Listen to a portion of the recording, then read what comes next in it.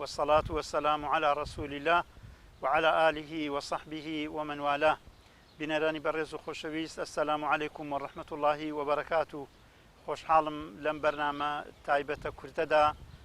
چەند ساتێک لە خزمەتانە بم بە هیوای ئەوەی کە کەڵک و سوودتان پێ بگەێنم و چەند وتەیەک عەرز بکەین کە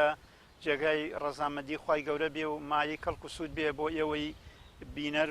بینەری بەڕێز و خۆشەویست لەم مانگە پیرۆزەدا کە مانگی ڕەمەزانی پیرۆز و پڕخێر و بەرەکەتە، کاویش بریتیە لە موسیبەت و بەڵا و تاقیکردنەوە کە خوای گەورە دەیهێنێ بەسەر بەندەکانیدا کە حیکمەتی زۆری تێدایە، موسیبەت خێری زۆری تێدایە کە خوای گەورە لە قورئانی پیرۆزدا ئەفەرمێت: أعوذ بالله من الشيطان الرجيم بسم الله الرحمن الرحيم تبارك الذي بيده الملك وهو على كل شيء قدير الذي خلق الموت والحياة ليبلوكم أيكم أحسن عملا وهو العزيز الغفور. واتە پاکی و بەرزی و بڵندی بۆ ئەو خوایەی کە مڵک و سامان و دەسەڵات هەمووی بەدەستی ئەوە و ئەو بەسەر هەموو شتێکە بەتوانایە زاڵە هەموو کارێک بێوێ دەیکا. جا ئەفەرمێ ئەو خوایە خۆی پێناسە دەکا، خۆی دەناسێنێ، دەفەرمێ ليبلوكم الذي خلق الموت والحياة ليبلوكم، ئەو خوایەی کە مردن و ژینی بەدیهێناوە. بۆچی بەدیهێناوە؟ بۆ ئیمتیحان و بۆ تاقیکردنەوە و هەڵسەنگاندن، کە ئەفەرمێ ليبلوكم بە بێگومان خوای گەورە ئێوە ئیمتیحان دەکا، تاقیتان دەکاتەوە، هەڵتان دەسەنگێنێ بە خۆشی بە ناخۆشی، بەبوون بە نەبوون، بە لەشساغی و تەندروستی، بە نەخۆشی و ئێش و ئازارەوە. جا بەڕاستی پێویستە هەمیشە و هەردەم هەست بکەین کە ئێمە لەژێر مراقەبە و چاودێری خوای گەورەداین و خوای گەورە تاقیمان دەکاتەوە و هەڵمان دەسەنگێنێ و هیچ کات و ساتێکی ئێمە بەبێ هەڵسەنگاندن و تاقیکردنەوە تێپەڕ ناکە بەسەرمانە. لەبەرەوە بڕیاری خوایە و خوای گەورە بڕیاری خۆی بەسەرماندا جێبەجێ دەکا و تاقیمان دەکاتەوە و هەڵمان دەسەنگێنێ بە خەیر و بە شەڕ، بە خۆشی و بە ناخۆشی. جا خۆشبەختی بۆ ئەو کەسانەی کە هوشیارن، بێدارن، کە ئەوە بە فرسەتێک و هەلێک دەزانێ لە ڕێگەی ئەو ئیمتیحان و تاقیکردنەوەیەوە زیاتر و زیاتر لە خوا نزیک ببێتەوە، بتوانێت زیاتر و زیاتر ڕەزامەندی خوا بەدەست بهێنێ و خوا لە خۆی ڕازی بکە، کە بێگومان واشی کرد دڵ ئارامی و ئاسوودەیی دنیا، بەختەوەری و کامەرانی دنیاشی دەستگیر دەبێت، چونکی ئەو بڕیاری کە خوای گەورە داوێتی حتمما جێبەجێی دەکا. ئیتر ئەو کەسە پێی خۆش بێ یا پێی ناخۆش بێ، ینی بەدڵنیایی خوای گەورە بە تەکیدەوە دەڵێ کە ئێوە تاقی دەکەینەوە، هەڵتان دەسەنگێنین بە ترس، بە برسێتی، بە لەدەستدانی بەروبووم و خێروبێری مەڕووماڵات، خێروبێری کشت و کاڵ، خێروبێری باخ و بێستان کە بەروبوومی نابێ بۆتان لە دەستان دەچێ. ئەوە ئیمتیحان و تاقیکردنەوەی خوای گەورەیە کە تاقیتان دەکاتەوە و بە لەدەستدانی دۆستان و خۆشەویستان کە لێیان جیا دەبنەوە و بەجێتان دەهێڵن لە ژیانی دنیادا، دیسانەوە ئیمتیحانە و تاقیکردنەوەیە و هەڵسەنگاندنی خوای گەورەیە. جا خوای گەورە بە پێغەمبەر عەلەیهی سەڵات وەسەلام دەفەرمێ و بەشیری سابیرین، مژدە بدە بەوانەی کە لە کاتی بەڵاو موسیبەتەکانە بە سەبرن، بە ئارامن، پشوو درێژن، کە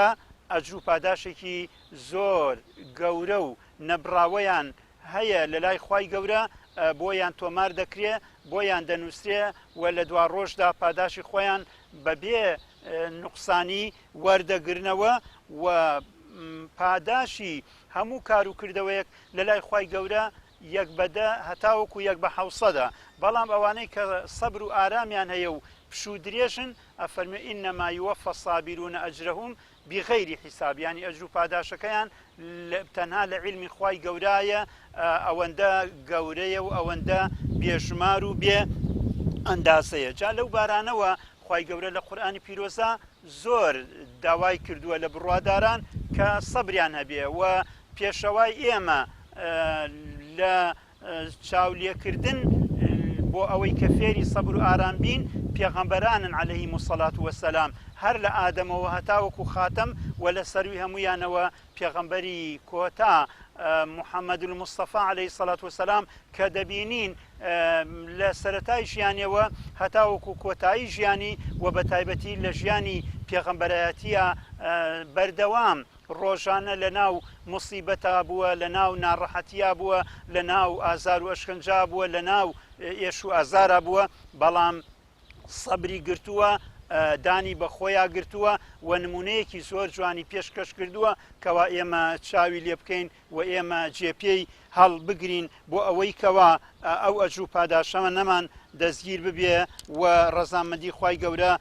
بەدەست بهێنین بە ئیزنی خوای گەورە کە بێگومان ئەو بەڵام موسیبەتانە حکمەتی زۆری تێدایە خێری زۆری تێدایە کە کەسێک نەخۆش دەکەوێ بەڵێ ئەو لەوانەیە بە شتێکی خراپی بزانێ بەڵام خێر و پاداشی زۆری دەستگیر دەبێ ئەگەر ڕازی بێ ناشکوری نەکە و پاشان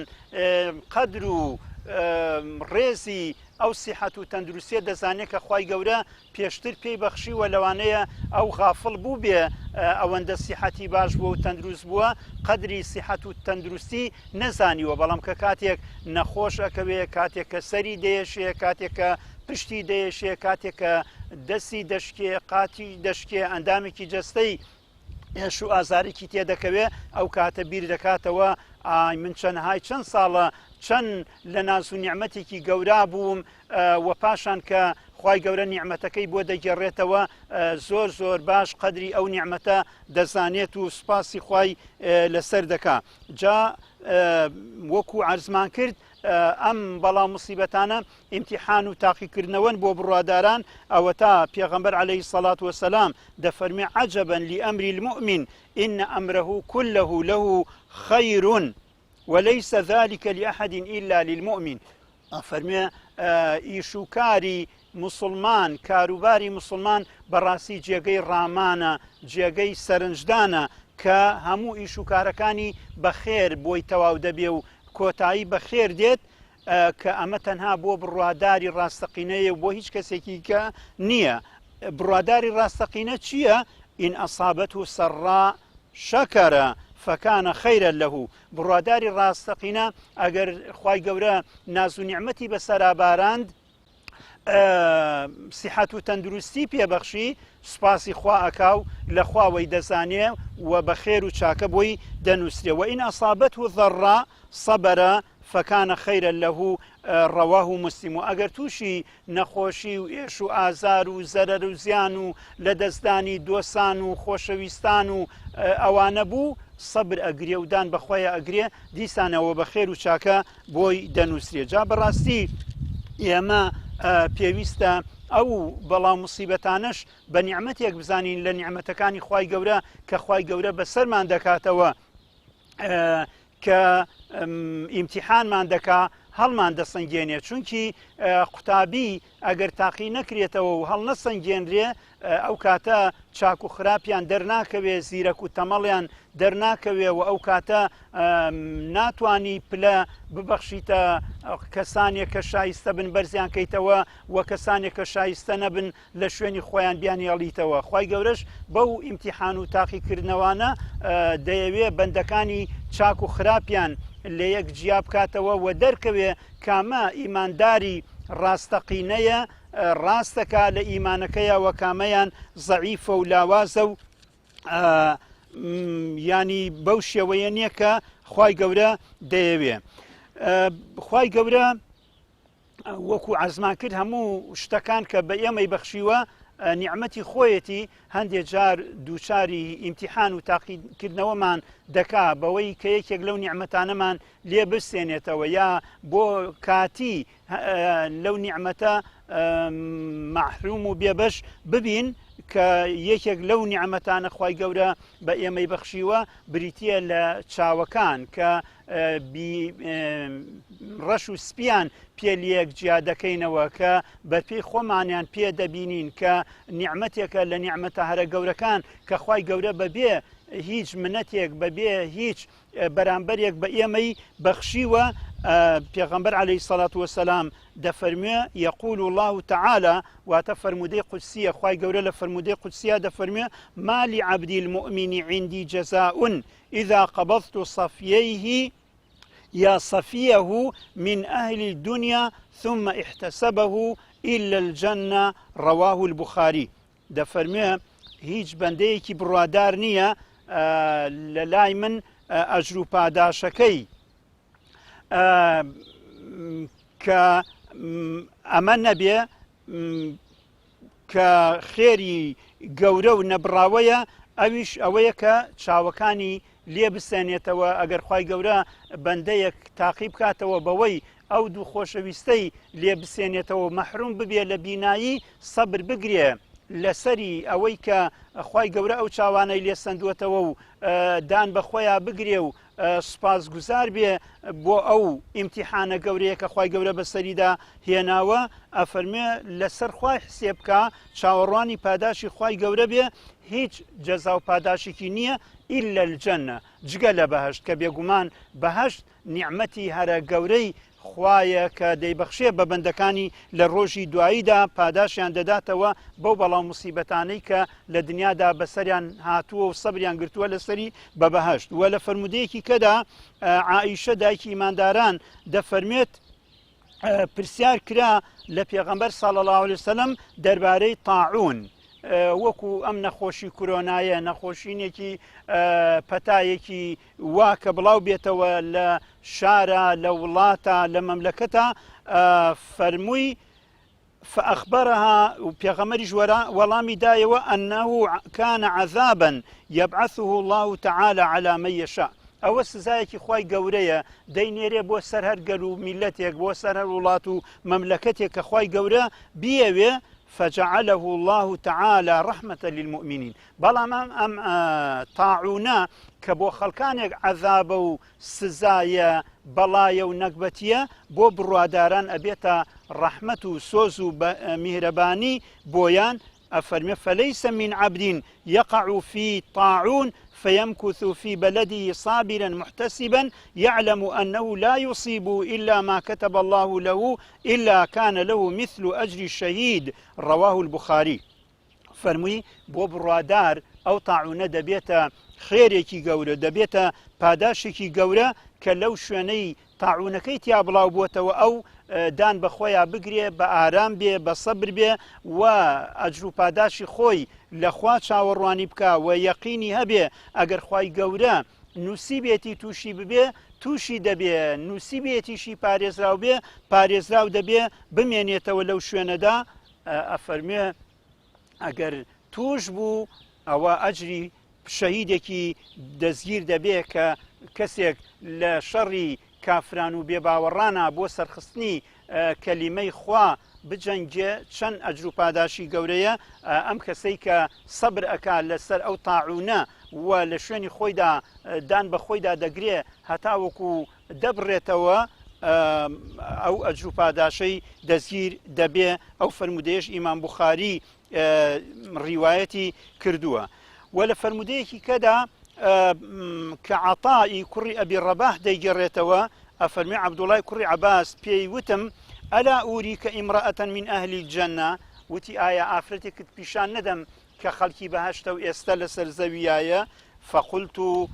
بەلا ئەویش وتی بەڵێ پیشانم دا کام ئافرەتەیە کە ئەهلی بەهەشتە و ئێستا لەسەر زەویایە قال هذه المرأة السوداء فەرمووی ئەو ئافرەتە ڕەشپێسە ئەبینی دیارە لە بەرچاوە بووە فەرمووی ئەو ئافرەتە ئەهلی بەهەشتە أتت النبي صلى الله عليه وسلم أو أفرتها هاد بو خزمتي بيغمبر عليه الصلاة والسلام